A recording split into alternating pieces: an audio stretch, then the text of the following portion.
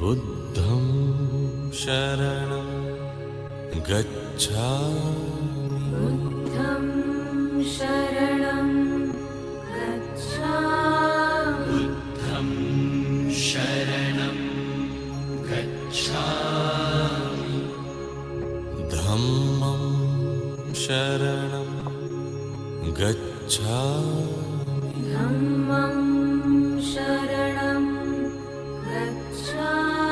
Dhammam sharanam gacchami. Sangham sharanam gacchami. Sangham sharanam gacchami. Sangham sharanam gacchami. Buddham sharanam gacchami.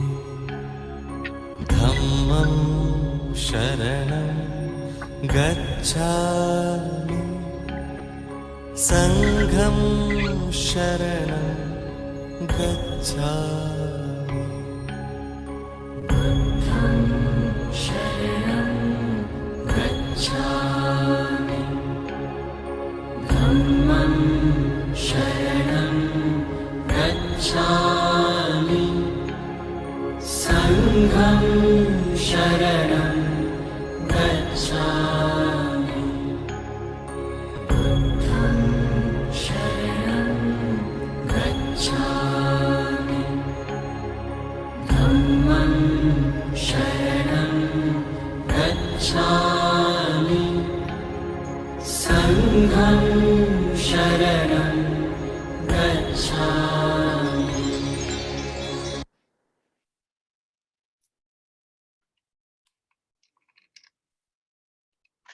Ladan Lame Jubenji, Shamye Pemo Ladu Ching, Pomba Kunle Donzem, Roma Yum La Chance Lo, Omdare Dudare Dureso, Omdare Dudare Dureso, Omdare Dudare Dureso, Omdare Dudare Dureso, Omdare Dudare Dureso, Omdare Dudare Dureso, Omdare Dudare Dureso. Omdare Dudare Dureso, Omdare Dudare Dureso, Omdare Dudare Dureso, Omdare Dudare Dureso, Omdare Dudare Dureso. Omdare dudare dureso, omdare dudare dureso, omdare dudare dureso, omdare dudare dureso, omdare dudare dureso. Omdare dudare dureso, omdare dudare dureso, omdare dudare dureso, omdare dudare dureso, omdare dudare dureso, omdare dudare dureso. Omdare dudare dureso, omdare dudare dureso, omdare dudare dureso, omdare dudare dureso, omdare dudare dureso, omdare dudare dureso. Omdare dudare dureso, omdare dudare dureso, omdare dudare dureso, omdare dudare dureso, omdare dudare dureso, omdare dudare dureso. Omdare dudare dureso, omdare dudare dureso, omdare dudare dureso, omdare dudare dureso, omdare dudare dureso, omdare dudare dureso, omdare dudare dureso, omdare dudare dureso. Omdare dudare dureso, omdare dudare dureso, omdare dudare dureso, omdare dudare dureso, omdare dudare dureso. Omdare dudare dureso, omdare dudare dureso, omdare dudare dureso, omdare dudare dureso. Omdare dudare dureso, omdare dudare dureso, omdare dudare dureso, omdare dudare dureso, omdare dudare dureso, omdare dudare dureso, omdare dudare dureso, omdare dudare dureso. Omdare dudare dureso, omdare dudare dureso, omdare dudare dureso, omdare dudare dureso, omdare dudare dureso. Omdare dudare dureso, omdare dudare dureso, omdare dudare dureso, Gewande Nyurdo da Pama Droma Trubjun. Drowa Chigyama Lubati Salang Gubarasho.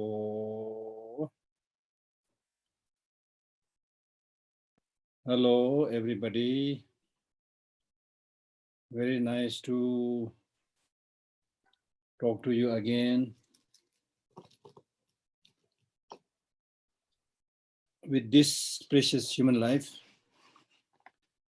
even to be able to live for another day or another hour is a rare opportunity. Normally we say, or we aspire to live a long life. But we do have a long life actually. The problem is we waste it. So therefore, there are intelligent people who are suggesting that you should now try to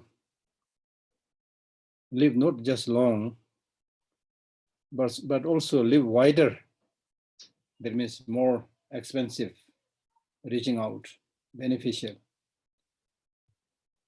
Especially in today's world, there are so many objects of distraction that we get completely carried away, distracted. So in order to bring meaningful fruit to this precious human life, we need to make good choices. For example, we can easily reflect back and see what have you achieved during the last 5 or 10 years, how you spent your life, what did you get. Yes, I know that we all have been having fun here and there, a little bit suffering here and there, but what I'm asking is, in terms of extracting the meaning of human life, did we achieve anything over which you can say, this is something I've done good, I'm happy, I'm satisfied? So if you have done that, then rejoice. If not, then it is important to make a decision from today onwards to not to waste your time. I'm not saying don't enjoy life, of course. And in fact, spiritual practice is also, in fact, actually the spiritual practice is the best way of enjoying life. But when the people hear about enjoying life, they think about something else, as we have been discussing, the real coming home is coming back to one's own mind. Real peace and happiness is found within oneself. When one changes one's mental perspective and lives in accordance with the law of nature, in accordance with the reality. When you get rid of living a life of duplicity, then you will find yourself as something holistic, harmonious, and meaningful. So the choice is in our hand. Buddha cannot do anything with that. Choice is in our hand, right? Today, so many people all over the world are suffering because we always make bad choices. And then unfortunately, we also get many, many stupid leaders, who are supposed to be the examples. They show the wrong path. They create unhappiness in the mind of the people. So during such time, you need to personally, whatever be the situation, however turbulent the situation may be, you need to have certain anchor, to hold on to. So that anchor is your personal integrity. Okay. And you need to think you are your own leader. The rest of the so-called leaders that you choose or you may not choose, they may do things properly, not do things properly, but that is not under your control. Try your best. That's not under your control, but you should be under your control. And your mind should become your boss. Your mind should, number one, you should make your mind a compassionate, insightful mind, a mind with wisdom, a mind with farsightedness, right? And then let this mind become your leader. And if you're able to elect such a leader and make that leader stay in the headquarters of your brain or your mind, wherever you go, you have that wonderful leader with you, which is elected only by you, not other people. Okay? So therefore, not to cheat oneself and take care of oneself through such process of transformation of the mind is the only solution at the end of the day. Because the rest, the external things, the friends, the the possessions, the name and fame and everything that is outside of you, many of them are not to your taste, create a lot of problem. Then there are many who are your good friend, possession also may be very useful, but still you need to let all of this go, and they will also leave you. That is not surprising. It's nothing but the law of nature, right? So the only thing that is certain is change. Change. Everything is changing. Everything changing. In ancient Greek philosophy, they explain the change with the example of fire. When you see the fire burning, and the flames coming up and sparks rising and disappearing, this all shows change. Then Buddha gave the example of the water, where he said you cannot step into the same water again, right? So then in ancient Greek philosophy, there's a wonderful example of change. The example is a boat, which you take to cross the water or sea. Then when you have used that boat for a number of years, then naturally it gets worn out. Then you need to change the planks, whichever is getting decayed, you need to change it. Then the question arises, is the same boat or different boat, new boat? So over time, you've changed almost everything of that. So it's basically a new boat, So that change you can see, right? So in Buddhism, we say there is a grosser change that we can see, like collapsing of a house or death of a friend, which you can see with your eye. That's a grosser level of impermanence. Then this grosser level of impermanence or change happens because underneath a subtle impermanence is working, changing, right? So our cells and everything is changing so rapidly, beyond recognition. So therefore, with this, imperceptible, quick successive change, what is it that we can call I? So that is how it is explained in Western philosophy, coming to the same point as is explained in Buddhism. At the end of the day, when you look carefully, then it's just the so-called I is a stream, a succession of many things to give a designation, but there's nothing that is enduring or everlasting. So it is in this context we talk about not only impermanence, but also shunyata or emptiness, things like that, right? So therefore, what I'm trying to say is, if you are really longing or looking for more reliable, long-lasting peace and happiness, then the only source is within yourself, not outside. That is 100% sure, 100% sure. And you should change your attitude or transform your mind in such a way that whatever calamity, tragedy befalls, you should be able to remain unshaken, or at least less perturbed, because you will be able to accept, yes, this is law of nature. That's the benefit. And then once you understand this flux, this continuous change, that should also help you release your tight grasping to things, especially material objects, right? So therefore, in the next, after having read about the need to practice the 10 virtuous practices and shun the 10 non-virtuous activities, then that verse also has two lines which spoke about, stopping not to take intoxicant drinks and leading a proper life, using proper livelihood. I think we finished there, right? So the next verse is basically asking you to, if you want that peace in the form of nirvana or enlightenment, then one of the main hindrance and obstruction is attachment in general, and especially attachment to things, to enjoyments, right? So therefore,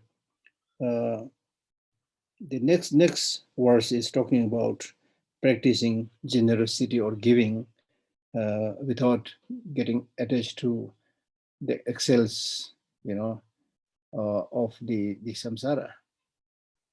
Okay, the good-looking things that we see in the samsara, everywhere, nice boy, nice girl, nice car, nice house, attractive things are all like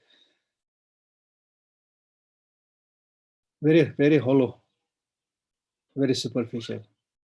There's no real meaning or essence in it.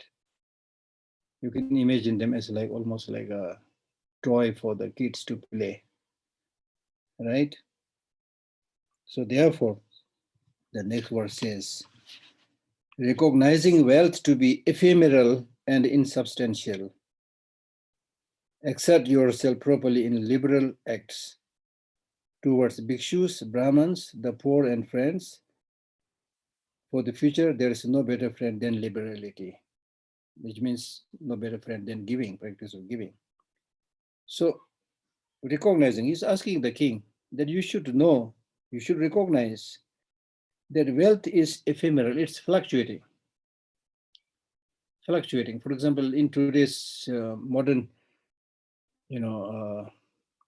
way of the economic system, you put money in the bank, then how much fluctuation is there. Now interest is very high. Now interest is just coming down. Then sometimes you say, oh, the whole business collapsed and all your money is gone. You see. So in a way, the modern findings. I was really thinking about it, and I was thinking, yes, in a way, the modern economic system is based on greed and all those things. But at the same time, it is here and they are showing the Dharma. Buddhism is talking about impermanence, and there's so many clear examples of impermanence in today's hectic world, right? And then the fluctuation or the ephemeral, transitory nature of things. You can see 100,000 things you buy from the market, nicely wrapped in a plastic bag, all those packaged foods, If you really think, the outside is really like beautiful. The package is nice because these people, they know that you are interested in the package, not so much what is there. We have no time who is who. We suddenly quickly want to see the best boy and the girl and get married. No time to see whether she is reliable or he is good or things like that. Then later on you face problem, then you say divorce and things like that. You see, really. Unfortunately, many of the things that you buy in the market, they look so nice outside, but inside, especially many of the online sales these days, many of them are fraud. They will not even send you the thing that you want. Yeah, especially if you bought it with COD, cash on delivery. Then they will never send that to you because they didn't get the cash. But if you make an advance payment, they will never send you the thing. So there are many, fraud so-called companies that none existed. They're only, you know, uh, fooling you. And then there are some who do send the stuff, but when it was advertised, it looks so good. But when you actually get, it's just peanut, really. So there's so much, unhealthy system practice going on. So unless, therefore, in this such a situation, such a volatile situation, unless you have that capacity to judge and not to be fooled and carried away by the advertisements, seemingly attractive advertisements, you can be easily cheated out. Your money can be taken out from your bank account. I know many cases, but okay, I don't want to waste your time. So all this shows the need to be mindful, right? So therefore, knowing that wealth to be ephemeral because there's nothing that will last forever, of course. In addition to that, it can be destroyed by flood, by fire, taken by thieves and robbers, and eaten by moths, Many of us know that we buy so many things out of greed and then we never use it. We're always busy running here and there. And for months on and years on, we don't see what stuffs we have, we forget. And then on a leisure day, when we, try to explore all this, you will find many of them have already been eaten by moths or chewed by rats and things like that. I'm sure you have that experience. I have that experience. So ephemeral, not much use. With so much, money and greed, you have accumulated that, but of no use. Okay. So if you just don't use it, don't just accumulate and hold on to it, no use at all. So therefore, make it meaningful. Either you yourself using that properly, and if you have anything which you are not using, just give it to others.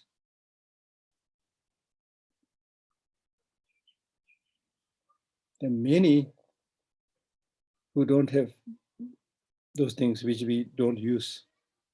In fact, there are many who are dying to have that, which you are not using it. So give it. Now is time to give. Practice of giving is done when you can't decide, when you are alive. And when you die, then at that time, helplessly, if you say, oh, everything is now yours, what else you will do? Right? So therefore, they are ephemeral. They are ephemeral. And they have no essence. No essence in the sense, however much you hoard and accumulate, they will never, just by hoarding and accumulating things, you will never get that deep satisfaction. In fact, in the long run, they will give you headache. In the initial stage, at least on the first day, you might get, oh, now I got the new refrigerator, new TV, maybe 2-3 days, right? Then every month you have to pay the bill, and then the desired shows that you wanted to watch, it's not there on the day you want to watch. So many problems. So having no essence means that you will never be satisfied by this. And you will not get happiness without satisfaction. Happiness means satisfaction, genuine satisfaction. So genuine satisfaction will come from within oneself with the realization of having done something meaningful, not just accumulating the external material objects. So know the nature of these possessions. And with that knowledge, exert yourself properly in liberal life. Exert yourself. Exert yourself.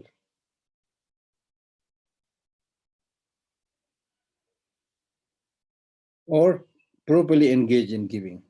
Depends translation. Some of the translation they say exert yourself. Some translation they say properly engage in giving. Properly engage in giving basically means you should practice now. Whatever you have, you offer it to the bhikshus or Brahmins. Bhikshus and Brahmins basically means people who have higher qualities, okay, in the genuine sense of the term. And who has that genuine quality, you need to know. Okay, you need to know. Again, you need to use your khopri, discriminatory awareness. Because there these days, there are many people who pose that they have higher qualities. Whenever you see a monk, oh, he must be very good. No, there's so many like shameful monks who don't even have the decency of a very ordinary person. So when you practice Dharma, don't just do things sheepishly. Use your brain and mind. And even if it is something not necessarily monk, but lay people who are really like doing, socially benefiting activities, need support. These are the people you must support. but not otherwise, because they will squander the money that you give or whatever. So, and then poor and friends. Poor and friends means friends again, relatives and so forth who have been kind to you. And then poor means those people who are needy, who are deprived of the needed material facilities. So one, practice giving to the higher ones, one to the lower ones, or people who are kind to you. Then also like sick people, right? These days there are many poor people, sick people who have nobody to look after them. And when we help them, they really they express so much satisfaction, right? So much satisfaction. And friends, because in the long run, for the future, there's no better friend than the practice of giving.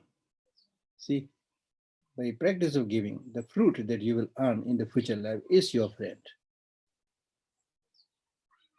That's why we say Dharma is your friend, especially for people who are traveling to an unknown path and unknown place. For them, Dharma practice is the friend. And in that journey for future life, Dharma is your sustenance. Dharma is your clothes. Dharma is your food. Dharma is your friend. Meaning that whatever good things you have done and the good imprints that you have left on your mind, that will come with you wherever you go. That will help you. So therefore in Buddhism, we talk about external tutor and internal tutor. External tutor or teacher is the person who is teaching you from outside. The internal tutor is your internal qualities like loving kindness, compassion, so forth. These are your internal teachers. And in fact, these are unfailing friends, unfailing friends. There's another important reason that we should do Dharma practice, or at least, the practice of mental transformation. Because that kind of mental capacity and quality will be there with you in all situations, ups and downs. The others, not so sure. Called friends, when your purse is jingling with money, they will be there, as His Holiness aptly says. But when you are in big trouble, people normally when you are okay, having fun and everything, they will be surrounded by smiling friends. Let us go to restaurant, let us go to food, let us do this, do that. So many friends. When you are ill and sick and need help, even if you call somebody, the answer is nobody will pick up, or they will give a very abrupt answer. You see, I mean, it's not easy for everybody to shoulder responsibility. You see, because there is no genuine love. There's a genuine love, genuine affection. Then that friend will always be there in times of trouble and so forth. So, but we should not wait for that. Anything can happen in our life. So we should at least help ourselves with the right mental attitude. That's important. So therefore, practice of giving and so forth, these are your friends in the future. That's what the text is saying. And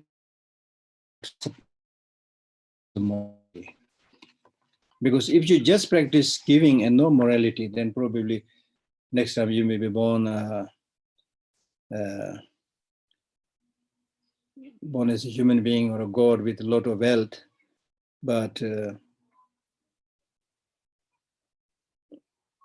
may not last very long, right? So in order to not only to have wealth, but to make that wealth useful and last long, practice of morality is very important. And especially to ensure the fruit of your practice of giving is not lost, practice of morality is very important. So therefore, the next verse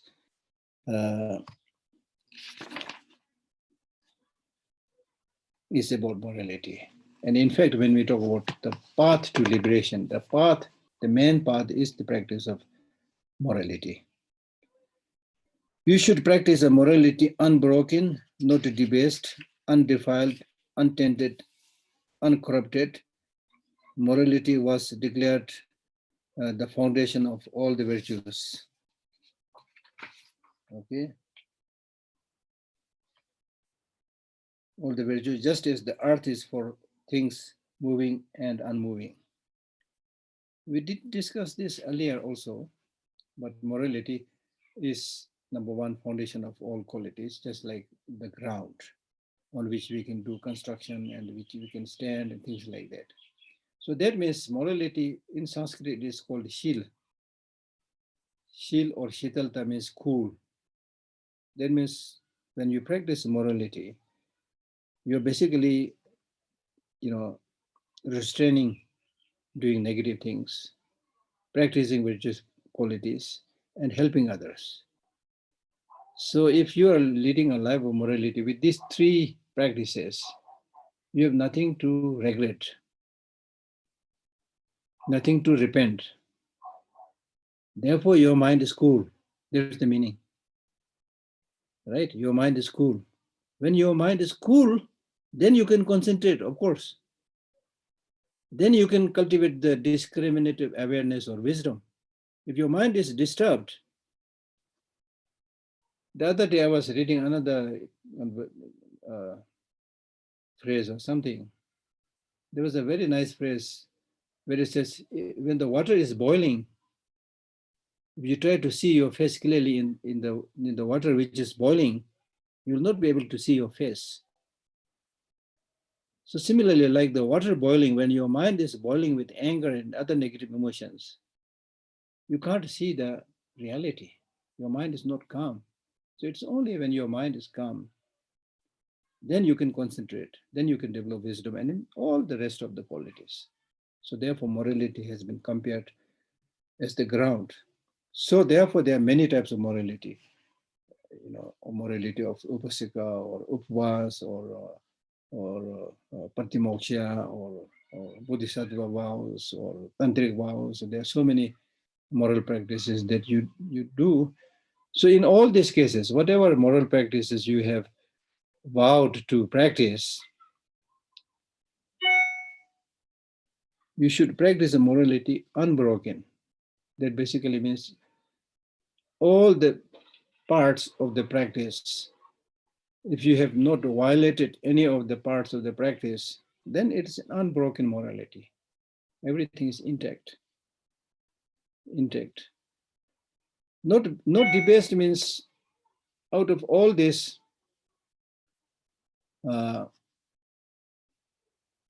majority of them are intact. Okay? Then it's not debased.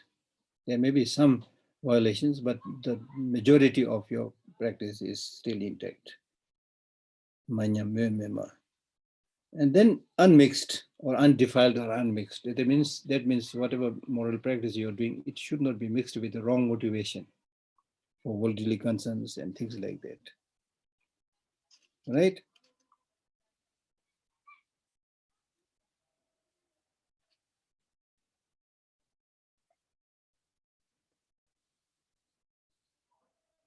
In other words, when you practice morality, it should be practiced in such a way that whatever virtuous practices you do, it becomes an counterforce, an antidote to all types of negative emotions.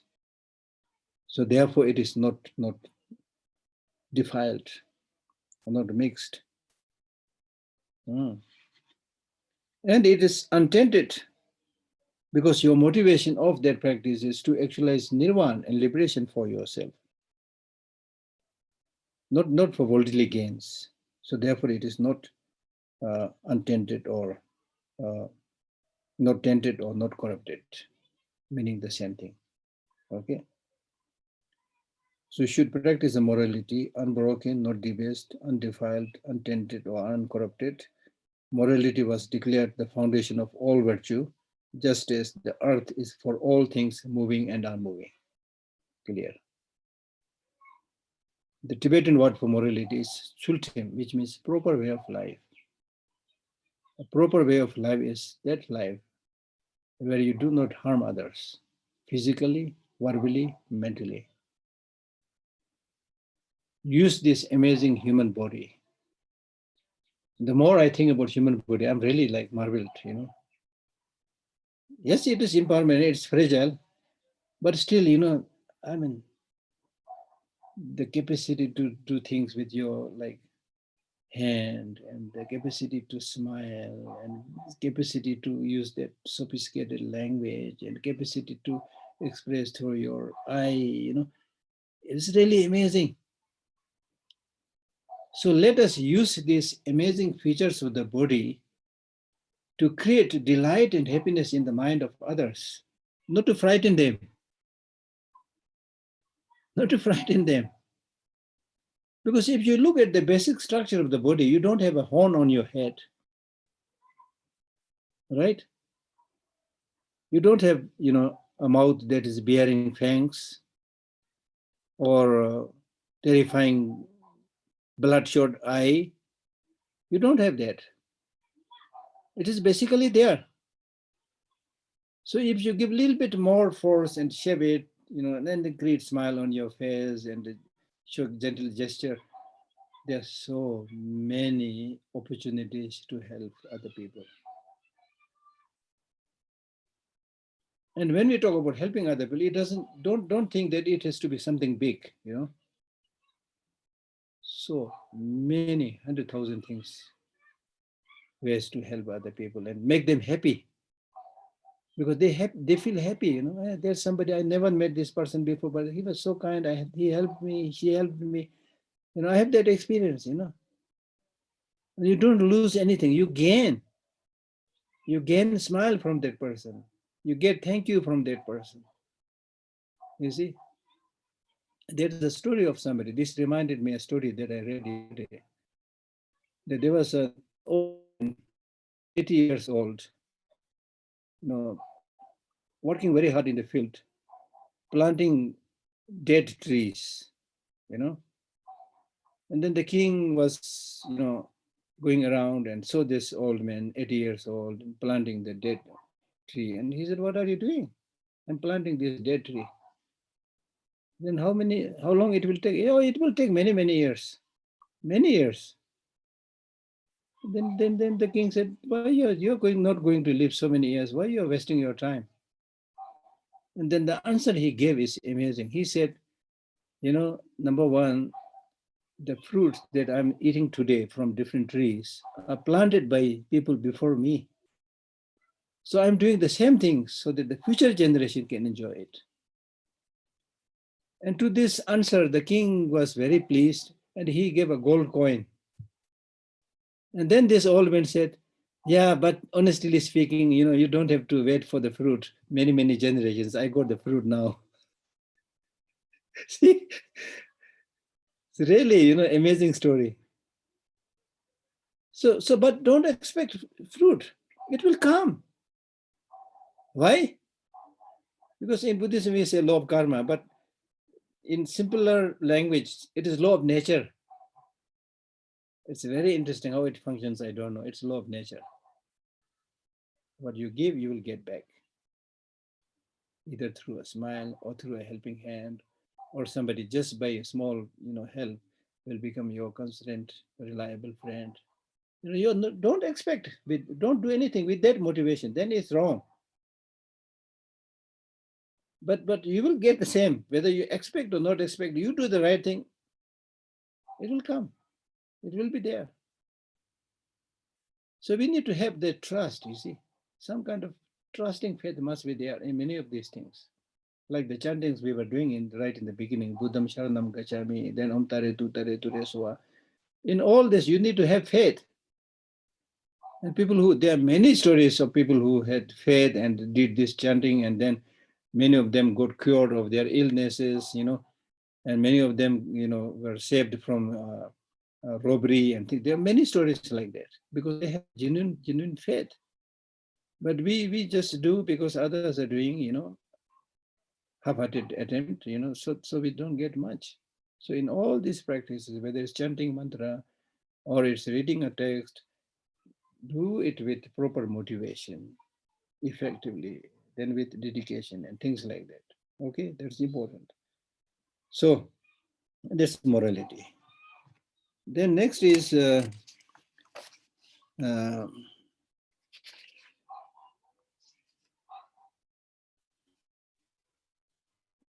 think is about the path related to the great individual. So the next verse is talking about uh, all the six perfections: liberality or generosity, morality, patience, effort, meditation, and likewise wisdom. These are the six perfections. Develop these immeasurable paramitas or perfections, and having crossed the sea of existence, become the Lord of victors.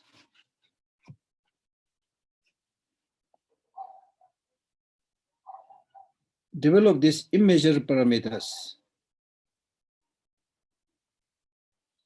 Now, when you undertake all this practice of all the six perfections, first is giving, which we already discussed. So it is giving whatever you possess. And then morality is abandoning non-virtuous activities. And then patience is having the capacity to bear hardships when you do spiritual practice. And then meditation, primarily towards virtuous practices and towards helping others. And then wisdom, which sees things as they are. So these are not the objects of focus of Sarvakas and Patika Buddhas. They are the subjects of practice of Bodhisattvas. Therefore, they are called immeasurable. They cannot be, these qualities cannot be measured by others who do not follow the Mahayana path, by the Sarvakas and Patika Buddhas. Okay? And then these are called, having crossed the sea of paramitas, perfections, practice that takes you, to the state beyond samsara, paramitas, the gone beyond practice. The gone beyond practice means when you undertake this practice of the six perfections, you should do this practice without seeing any of this practice as having inherent independent existence. Giving is good, but if you look closely at the practice of giving, then at that time you should think, you, the giver, has no independent existence. The gift that you are giving also has no independent existence. The person to whom you are giving also has no independent existence. So this is known as the three spheres of duality.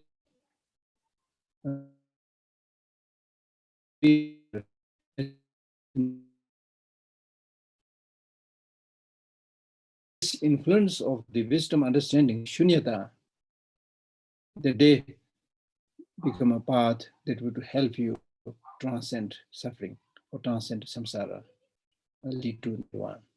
Because the root of samsara is ignorance, misconception of reality.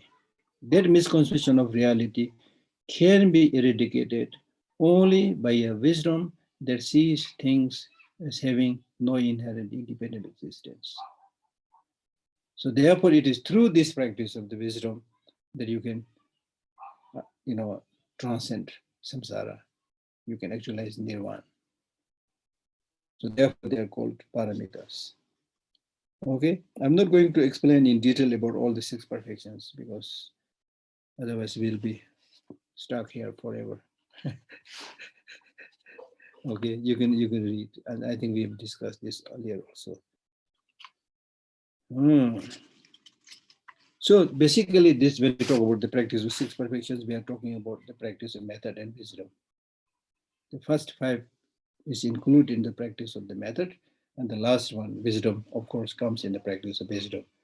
So it is through these twin practice of method and wisdom that you finally actualize the two bodies of the Buddha, the wisdom body and the form body, Dharmakaya and Rupakaya, the form body and the truth body or wisdom body. Okay, so wisdom body is actualized through the the wisdom, understanding, shunyata, and the form body is actualized through the practice of the first 5 perfections. Okay.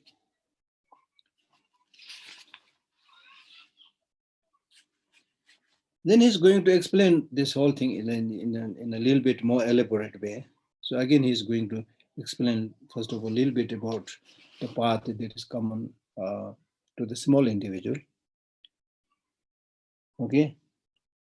So here he talks about 16 practices as path to common to small individual.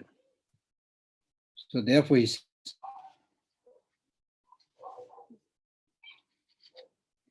any family revering father and family, I don't know why you use this word, anyone revering father and mother will be blessed by Brahma and religious teachers. Its members will be renowned for venerating them and later enter the higher states. So that means to if you use the word to family means here means lineage. Okay, any type of people, any group of people, any family of people, who respect father and mother, that person will be blessed by Brahma and higher beings. That's the meaning. Will be blessed by Brahma and higher beings. And that person will also be blessed by the Lama. So there's the meaning that that person will have the Brahma, that person will have the teacher. That's the meaning, that they will be blessed by these higher beings. Not only that, in this very life, you will become famous. People will talk highly about you, that this young lady, this young man, has so much respect, served their parents so much, things like that. And then when you die, go to the next world, you will again achieve higher status, life of human being or a god and so forth. So therefore, people who lead a household life or who remain in a family, they must learn to respect their parents, right? Because if you think carefully, even in ordinary terms, how much the parents, especially the mother, has taken care of you, carried you for 9 months in the womb, how much problem there, Then after birth, how many years I'm saying. You're born almost like an insect, completely incapable of looking after yourself. We are not like animals. Animal babies, I've seen many animal babies, just a short while after the birth, they stagger and then get up and go. Human babies, they, as I said earlier, just to lift the head takes 6 months, then to be able to walk. So many years, day and night, the parents, especially the mother, right? Then your education, your food, how much, concern and worry they have endured, so many things. It's a common sense thing. So with that, remember their kindness and help them in their old age or when they are sick, things like that.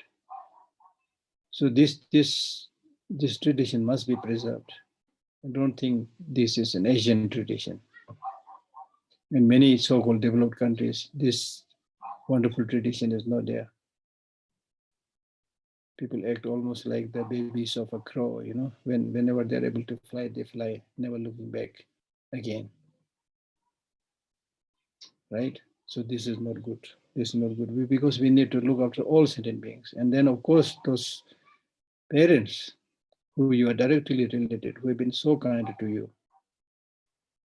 So all this, all these wonderful things are possible if you think about everything in a positive way. If you think in negative way, there's again no end to negative things. But if you do that, what you will get is misery, suffering, problem, unhappiness to you, to your parents, to everybody, to the society, you know. Just couple of years back, just couple of, I think maybe 2018 or something, when I was teaching in Mumbai, came out in an, uh, circular, a young guy who was so angry towards his parents, saying that it's all the fault of my parents who gave birth to me. Otherwise, I would not have to suffer like this, So I hate them, things like that. You see, this is the negative way of seeing things, right? So if you think negatively, I mean, imagine if everybody becomes selfish, nobody cares about each other. You see. But if let me tell you another story, small story. There was a very famous master. So somebody had heard about this great master, but he was staying very far away. So this guy who wanted to see the master made a lot of effort to reach there, and finally he reached there. When he reached the hermit of that famous saint, he was this searcher, this seeker. He was very tired, and then he just very angrily, banged the door, opened the door angrily, and then once inside, he untied his lace and threw his boots in the corner, angrily, and then he went to the saint and paid respect. And then this saint, he said, he did not accept the respect. He said, first you ask for forgiveness to the door and the shoes. And then the reason is that master said, this may look silly, but if you behave in this way to anything, material, immaterial, you're only creating unhappiness in your mind and disturbing other people also, you see. So it's not just human beings, but with everybody. It should be gentle, because it's not only human being. There's so many, big and small, imperceptible insects and flies and everywhere, So our way of life should be such that we create least disturbance to them, even if you're unable to help them. Least disturbance, right? So that's what he's saying.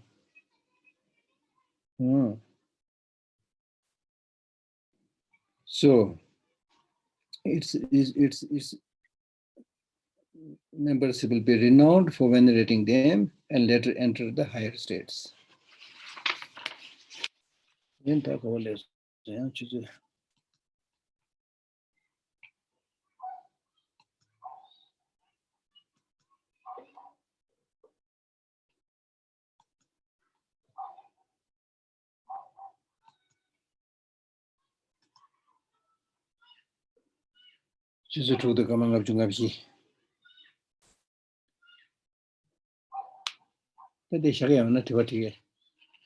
Okay, some questions? So, thank you so much, Kishla. Now we'll open question. We have Joshua Malton.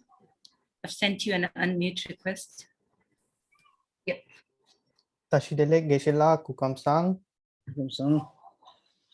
My question is related to the stanza number 8, the 8th verse. So in the last line, reach the further shore of ocean of existence or samsara. Yeah. Is this related with Nirvana?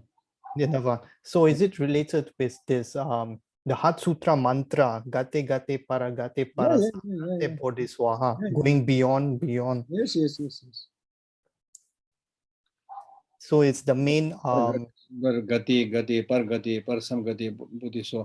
So gradually you travel from one path to another, all the 4 paths, and then finally gati pargati parsamgati buddhi soha. Establish yourself in enlightenment.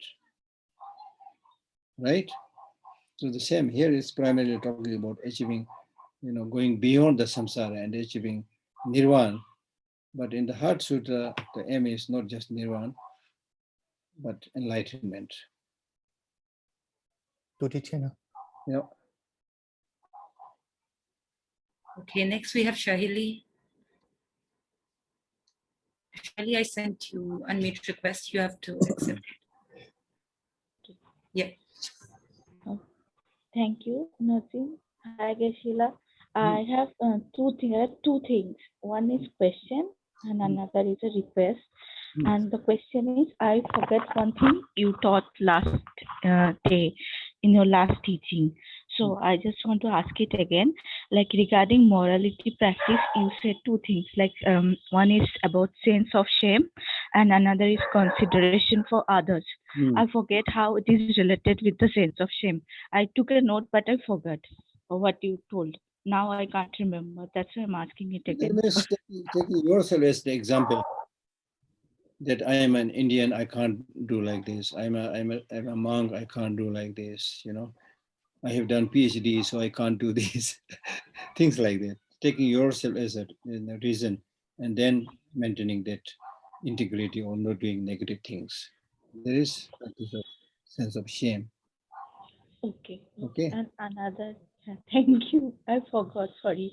Yeah, yeah. And another thing is, in your second and third class, you mentioned actually, there is teaching on giving, like whom to give and how to give. I'm requesting that if time permits, if you give some certain teaching on that also, because I need to know more about it. It's a request. Yeah, okay. Yeah, okay. Yeah, I basically, yeah. So you can spend a little bit more time. And if you have that text on the great stages of the path, Lamrim Chemo, the English version, then you can read it.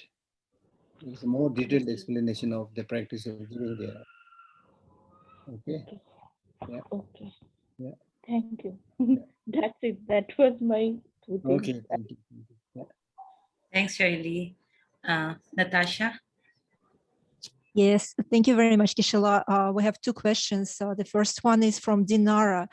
How to find the source of stability and joy inside ourselves if our body is impermanent, our mind is impermanent, and the world around us is impermanent? Yeah, impermanent doesn't mean only death and decay. That you need to understand. You know, many people misunderstand this. When they say impermanent, they primarily think about death and decay. No. It simply means change. Change can be to the bad side. Change can be worse, and change can be good, towards good side also. So it is in fact wonderful that things are changing. You know, you can change it. So there are two ways of changing. One is whether you do anything or not do anything, things will change. Okay, you don't do anything, sit down, time will pass, clock will tick, and gradually you will die. That's the natural process. But within that, you can make an effort and bring about changes also. So therefore, you have this capacity to become better, to become happier, to become more joyful, right? So therefore, it doesn't matter, you know, as earlier I had given you an example of a flower, you know. A flower, but beautiful flower may not last very long, maybe 2-3 days. But when the flower blossoms, it gives joy and happiness to many people, right? In fact, there is a there's a story of a debate, or in fact almost like conflict between the flower and the thorns. And the thorn said, mockingly told the flower, you flower, you're so tender, you're so fragile. With a slight blow of wind or fall of rain, you just wither and fall. Look at me, thorn, look at me, the thorn. Weather after weather, year after year, I stand tall, And then the flower answered by saying, yes, I may appear ephemeral, I may look, fragile and tender, but as long as I live, I give peace and happiness to other people. Yes, you are right. You lived for many seasons and many years, but all you gave is pricking other people, hurting other people. So this is important because that's what I said right at the beginning. Many people think it's only if I live long, my life becomes meaningful. No. Not just by living long, but living properly. Each minute, every day you can make each day meaningful, each hour meaningful. And then when you live such a meaningful life, then when you die also nothing to regret. You die peacefully because you are sure that all the good imprints are there with me as my constant friend and companion to go to the next world or whatever. Okay. Thank you. The next question is from Anton. If someone hints to me that he wants, that he likes something which I possess, will it be correct to give him this thing? Of course, provided if you don't need it. No, but I mean, don't need is not the right way. But one, if it is not so important for you, okay, and you can give, then give it. The two things. One, it may be very important for you, but you really wanted to practice that giving, and you will be free from any stinginess and no regret. And then also, if you know that other person is really going to, not only is saying I want it, but that the other person is really going to use it properly, then you can give it. Okay. But if you're mentally not ready, because you heard about the importance of giving, so you feel I should give, but deep down you still have that, craving and grasping, and then reluctantly give, then next day, oh, I should not have given it. Then it's not very meaningful. Right? So therefore, as this question was asked by this young lady, you need to know how to give, when to give. Giving does not mean that you just give everything without thinking, right? So think carefully. Yeah. Geshe, and the third question from Tatiana, why do we need to take initiations, to receive initiations and empowerments, and how many shall we receive? It is like asking, why do we empower a president or prime minister? Right? For example, when you empower somebody and give the designation president and prime minister, you can find the difference. If today he is not prime minister, the next day he is recognized and he is initiated, empowered, and given the designation as prime minister. Within these 2 days, you can see the differences in power. In terms of his actual quality, overnight, there may not be such upsurge of, experience and quality, but it's because of the power, empowerment, and the recognition that is given. The next day, when he has this recognition of being a prime minister, he's very, very powerful. So it's something like that. So the tantric master gives that empowerment especially when the students are qualified to practice certain things, right? So therefore, that is the general meaning. But you should see whether you can receive that initiation and whether you can do the practice. Not just rush for initiation without doing any practice. I mean, as you rightly mentioned, there are so many initiations. You don't have to get all the initiations if you're unable to practice. Or at least when you receive the initiation, at least the minimum qualities you should have unflinching faith. That must be there. If that is there, okay, then you may not be able to practice much. At least you have that unflinching faith, then that it serves some purpose. But then there are others who just receive all the initiations for the sake of counting. I received 25 charas, one of them counting, things like that. And don't do the practice, which is not useful. Thank you very much. Once His Holiness the Dalai Lama told me that these days, after having received the initiation, then regarding the commitment means basically reciting some prayers, right? We have no time to think what is about the meaning, or we don't bother to know the meaning. Just fulfilling the commitment means reciting that prayer. And His Holiness once told me, it looks like that in the long time in the past, there was nothing written. the master gives the initiation and then explains the meaning to visualize and think about certain things. And the student does that. And then gradually when things started degenerating, then the students are unable to remember everything. So they wrote down something. But at least in those days, the sadhana or whatever is written down is short. Then gradually when people's practice, become more kind of declined, then even that the meaning of that short version is also not able to remember. So they write long, long, long. So nowadays we have very, very long sadhanas. So in fulfilling the commitment, we just spend so much time reciting that long sadhana, not knowing anything about the meaning. So therefore, we should really know the meaning. If you're not able to recite everything, at least know the meaning, like the practice of bodhicitta and shunyata and things like that. Okay. So Kishla, we have Igor now to ask question. Yeah. Igor, I've sent you a mute request. Yeah. Yes, is it okay? Yes. Okay. Tashdele Geshe Lhakdor, Kanti Shuahin. So my question is, you mentioned that from 5 perfections, there is no, from 5 Rupakaya, it develops Rupakaya. Yeah. And from wisdom is Dharmakaya. Yeah. So which implies union of method and wisdom. Yes. It's a sutric approach. And in a tantric approach, it's inseparability of method and wisdom. So could you please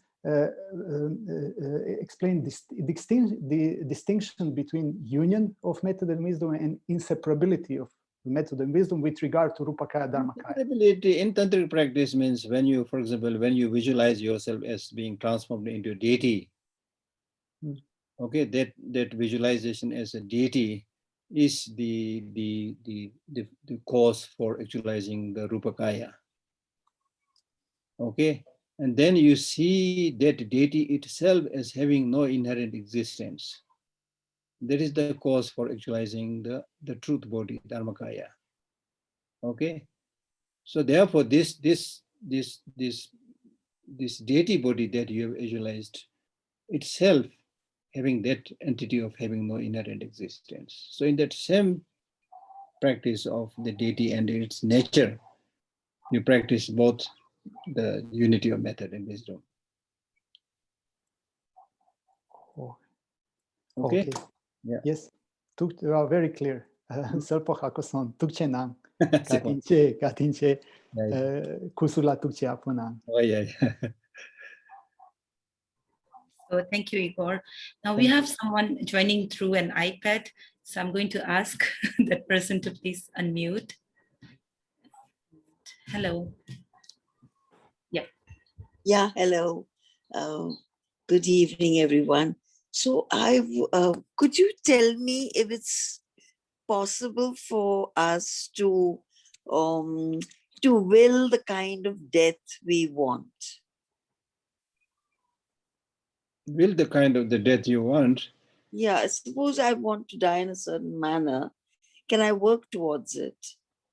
Yes, of course. But that will need a lot of hard work. In fact, when we are talking about Dharma practice, we are talking about, dying in the way that we want. Yes, yes. The whole process is for the sake of dying in the way we want. Now that means when we die, we want that the mind is not disturbed. We want that the mind is not disturbed by anger, attachment, jealousy, and so forth. We want to die peacefully, concentrating on the virtuous practice of the love, compassion, and things like that. So that's what we want. So to die in that way, we need constant practice, because the mind is very elusive. If you didn't do this practice for a long time and your mind is not habituated in it, then at the time of death, you have extra anxiety and fear. It may be not easy to recall all those practices. You see, if you're somebody who has always visualized like that, then it will come automatically. So does meditation help? Of course. Does it help? Yeah, meditation basically means not sitting in a corner, but meditation basically means getting habituated with all these practices that I'm talking about. That's meditation. So meditation means paying attention to all these needed practices. Thank you. Thank you. Thank you. Thank you. Yes, well, thank you so much, Geshe-la. We are ever so grateful to you. Mm. And that was our last question for this session today, Geshe-la. So we end the session here, and we request you to please end the session with the prayer. Thank you.